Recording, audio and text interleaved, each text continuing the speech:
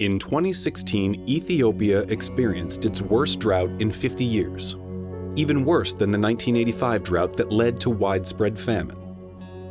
An early response led by the government of Ethiopia and supported by development partners including USAID helped to protect assets and livelihood and avert loss of life.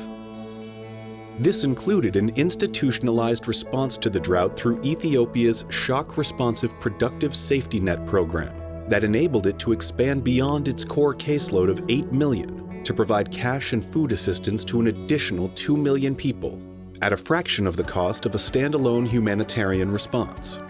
Investments in strengthening the resilience of households and communities in the years preceding the drought also paid off.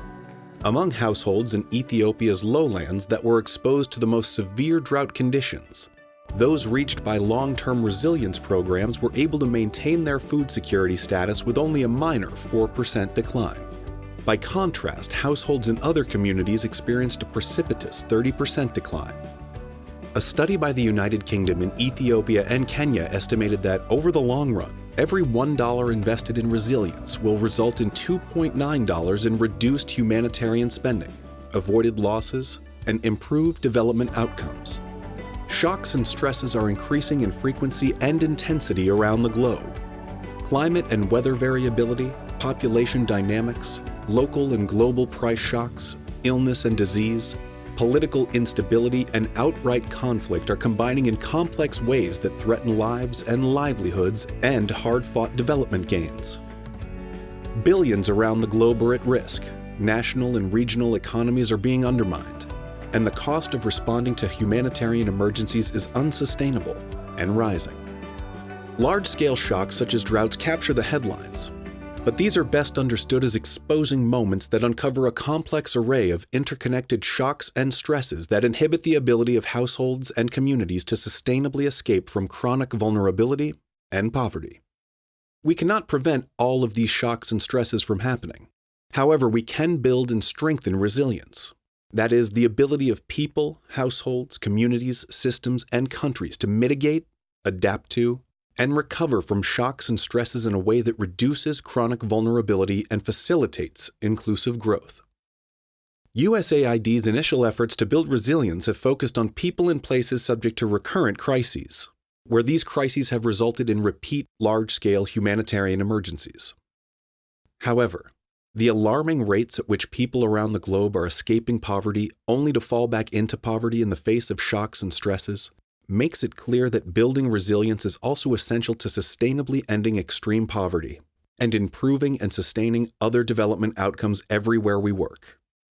Building and strengthening resilience requires strengthening the capacity of people, households, communities, systems, and countries to absorb, adapt, and transform.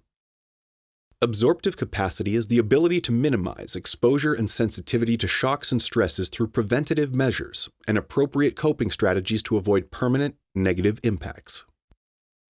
Adaptive capacity is the ability to make proactive, informed choices and changes in livelihood and other strategies in response to longer-term social, economic, and environmental change.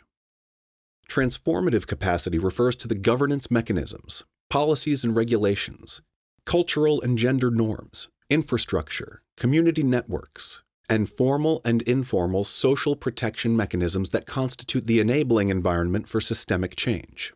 These capacities are not mutually exclusive, meaning they provide a way of thinking about the range capacities that make up resilience, rather than means of drawing mutually exclusive distinctions. Some examples help illustrate these capacities and how they can be strengthened. An example of strengthening absorptive capacity is improving access to index-based livestock insurance products that protect pastoralists from asset losses during a drought. Savings and access to remittances and emergency credit also constitute important sources of absorptive capacity through investments in improving access to financial services. Drought-tolerant sorghum and maize, or flood-tolerant rice, provides examples of ways to enhance adaptive capacity by increasing the likelihood that farmers won't lose an entire harvest in the face of a moderate drought. Another form of adaptation is diversifying livelihood risk by stepping out or moving out of agriculture and engaging in livelihoods that are less climate exposed. Household that send a household member to rural towns and urban centers in search of employment opportunities provides a prominent example of an adaptation well underway around the globe. However, the evidence is clear that doing so only provides a source of resilience when these opportunities are steady and yield reasonable returns. Shock-responsive formal safety net programs designed to both provide regular assistance to chronically vulnerable households and expand in the face of shocks to assist others who need assistance provide an example of transformative capacity, and one that an increasing number of government and donors see as a pillar in a broader risk management portfolio. USAID helps strengthen these capacities by making long-term investments that expand and diversify economic opportunities, increase access to financial services, strengthen local capacity to manage conflict, natural resources, and effectively respond to drought and other shocks when they do occur. These investments are complemented by investments in health, education, and other forms of human capital, which provide a foundation and intergenerational investment in resilience in the communities with whom we work. In addition to capacities, there are sources of resilience that transcend technical interventions. Examples include social capital and social cohesion, women's empowerment, hope, and aspiration. These sources of resilience are fundamental to resilience in ways we are just beginning to understand. As such, how we program and engage communities may be as important to building resilience as the technical areas in which we intervene. USAID's efforts to build resilience emphasize strong support for and alignment with local government efforts to build resilience and end poverty. The government of Kenya's Ending Drought Emergency Initiative is an example of a forward-leaning government effort to build resilience. In just a few short years, this partnership has helped reduce poverty and hunger, and improve access to water and dietary diversity in Kenya's northern arid lands. It has also provided a platform for more effectively responding to droughts when they do occur. Almost all development programs contribute to the resilience of the communities with whom we work. So what is really different as a result of host country governments, USAID, other donors, and an array of development partners elevating resilience as a priority?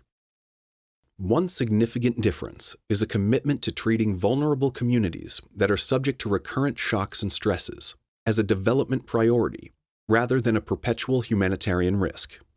A second is a much more explicit recognition that the shocks and stresses are perennial features of the landscapes in which we work, not anomalies. In turn, this demands proactive measures to better prepare households, communities, systems, and countries to manage these risks, as well as program flexibility to respond at scale when shocks inevitably occur. Third is a related recognition of the full range of shocks and stresses that poor households and communities face, and the corresponding need to strengthen resilience in relation to the compound and complex nature of these risks.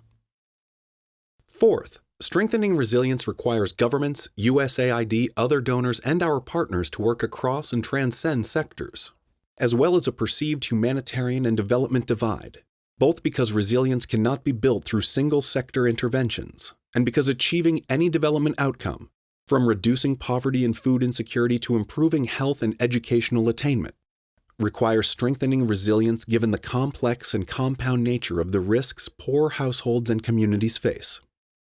Finally, the concept of resilience puts the focus on capacities of people, households, communities, systems, and countries, and how they can be strengthened rather than deficits or vulnerabilities.